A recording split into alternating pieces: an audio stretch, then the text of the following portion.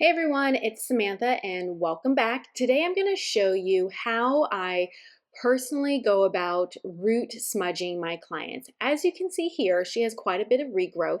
We definitely want to make my client a lot blonder and brighter around her face, but we still want to keep her low maintenance. So let's begin all the bowl work. And as you can see here, this is her raw lift. We finished shampooing her twice and we did the Wella post so that way we can easily brush through all the tangles and it helps seal her cuticles and the ends and evens out the porosity so that way we can apply color. And once that is done, we will brush her out and section her where she naturally sections her hair. And then I begin my root smudge.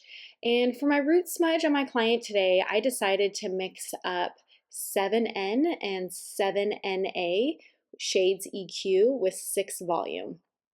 So I normally will break the hair into quadrants, and I am starting on the left side of my client. And as you can see, my sectioning is kind of in a teardrop form. So I'm starting high and then rounding my section, going with the natural curve of the head. So I apply the root smudge at the more forward part of the quadrant and work my way back. And the key thing is saturation. When I'm applying the root smudge, I definitely try to towel dry my client's hair as much as possible because I want the color to absorb. If your client is sopping wet, it's going to be very hard for that root color to absorb on the hair when it's dripping wet. So make sure you towel dry your client really, really well. And as you can see here, I do have quite a bit of tension. So when I'm making my clean sections, I am making sure that hair is taut and the section is nice and clean. Ready to boost your profits behind the chair? Visit awealthyhairstylist.com today. So that way I could really see where I'm applying the root smudge and I make sure the saturation is really good. I don't want the color to be dripping off my brush because I don't want the color when it's applied to be dripping and going further down than where I specifically want it placed.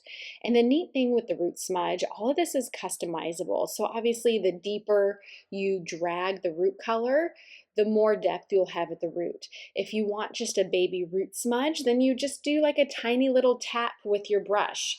And you could get a smaller application brush, a larger application brush. All of this will kind of depend on how you want to customize this color application. And once I'm done applying the root, I will go back through with like what you saw, my wide tooth, large orange comb. And a lot of that is for me to kind of brush through the root application that I did and to double check my work. So that way I can make sure I didn't miss any areas that needed a root tap or a root smudge. And yeah, just basically to double check and review my work. So as I begin on the other side of the head, I start in the back and work my way forward.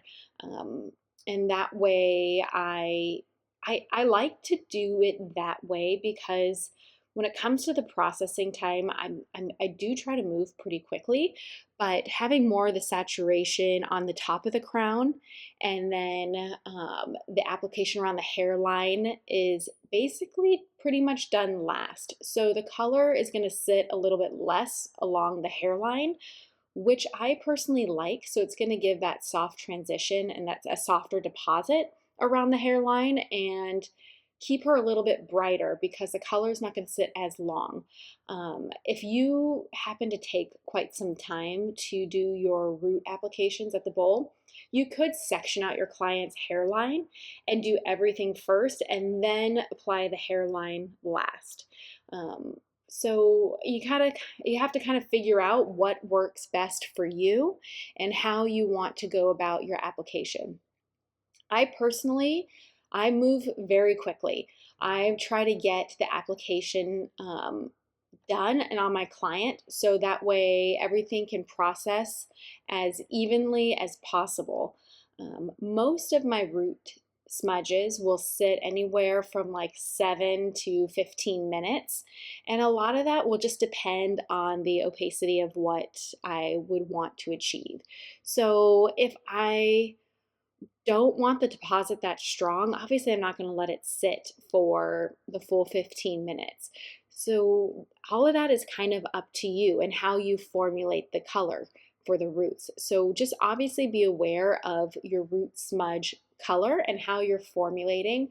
I personally, for my root smudge, because I still want a soft gradient transition from their natural color, I will usually formulate a level lighter than what they realistically are.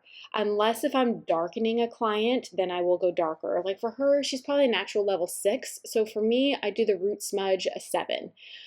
If I wanted the highlights fully covered or a darker transitional melt, then I would do her level or darker.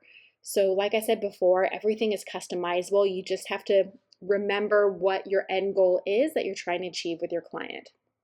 So as you can see here, after I worked through my top quadrant, I sectioned the back, and now I'm working on my back quadrants. And I usually like to do the root tap around the hairline so that can process first, and down the center back of the head. And then I start from the bottom, and then I start root smudging and taking subsections and working up the head. So as you can see here, now I'm working along the left side of her hairline. And now I'm doing my little subsections and working my way up. And for this client here, I did a really heavy, bold partial. She had a lot of depth, and I wanted to make her a lot brighter. So I did a heavy foiling around her face with putting the foils more as a herringbone around her hairline. So that way she has a brighter pop in the front. And just by the foil placement, I was kind of already creating a softer regrowth with her highlights, with how they were placed. And once the root color is on, I use my comb and I just kind of brush through and make sure everything is applied and well saturated, and then we're going to let her sit and process. For her toner on her highlights, there we go. Now she's processing. For her toner for her highlights, I did shades 9NB and 9V. And as you can see here, look at the root. It is so soft, so natural. She has that soft transition from her regrowth into the brighter highlights around the face. And that was exactly what I was looking for. Soft, natural regrowth, those dark roots are gone, and that transitional brightness has been achieved. So thanks so much. If you have any questions, drop below. Don't forget to hit like and subscribe.